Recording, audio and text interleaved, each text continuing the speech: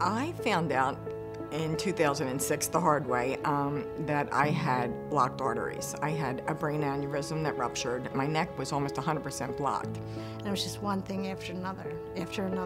You know, it just felt like every time she got up, someone would push her back down.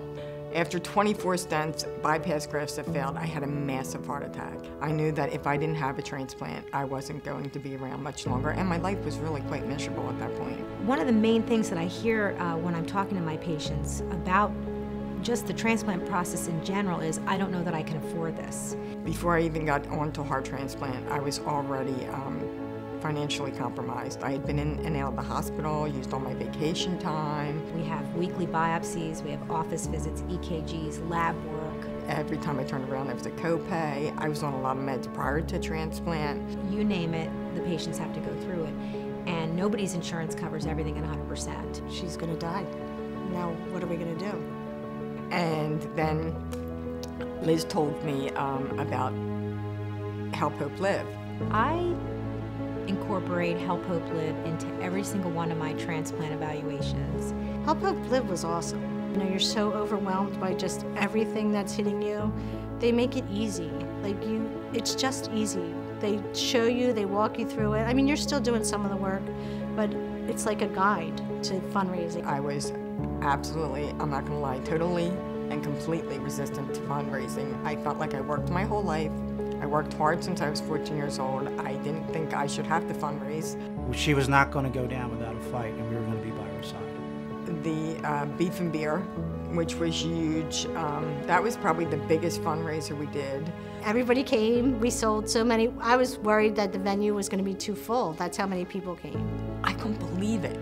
Like, all the people that came to support this fundraiser for me. I was like overwhelmed and touched.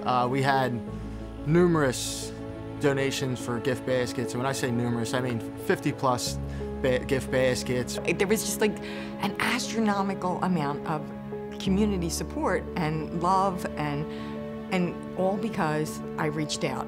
The fact that HelpHopeLive is a nonprofit organization and that it has a charity rating as high as it does is very important to me. To be able to say to my patients, this organization is out only to help you. When people would donate personal checks, they would just make them right out to HelpHopeLive, and there was no question that that's where the money was going. They handled whatever money was given to me, and I could send them my hospital bills. In fact, the pharmacy sent my copay bill directly to them. The ability to have a nonprofit be the face of the fundraising is imperative.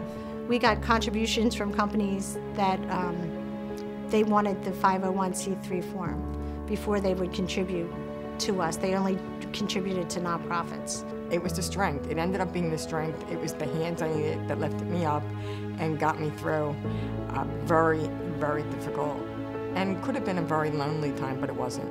Her recovery's been good. What I look forward most now that she's healthy and back to living is just living life with her. She's got another chapter in her life she can move forward with. And HelpHopeLive and the heart donor made this happen. People want to help. They just need to be told how. Many a time she has called me and said, without this, I don't know what I would have done. She told me, like, it's okay. I needed reassurance. It's okay to ask.